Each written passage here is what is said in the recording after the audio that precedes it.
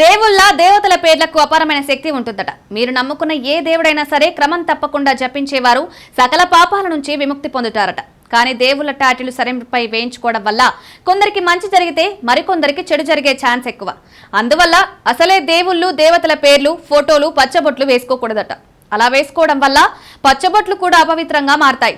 ఇది దేవునికి అవమానం అవుతుంది. దీని కారణంగా మీరు ఆయన ఆశీర్వాదాలకు బదులుగా కోపాన్ని ఎదుర్కోవాల్సి రావచ్చు.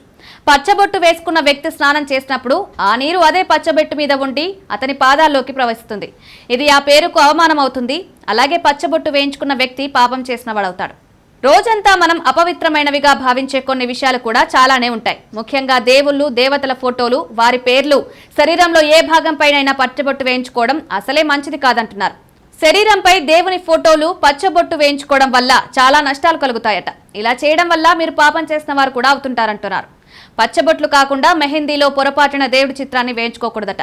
అది కూడా పాపంలో భాగమవుతుందట. కాబట్టి దేవుళ్ళు దేవతల పేర్లు ఫోటోలను మెహందీలలో ఎప్పుడూ వేసుకోకూడదట.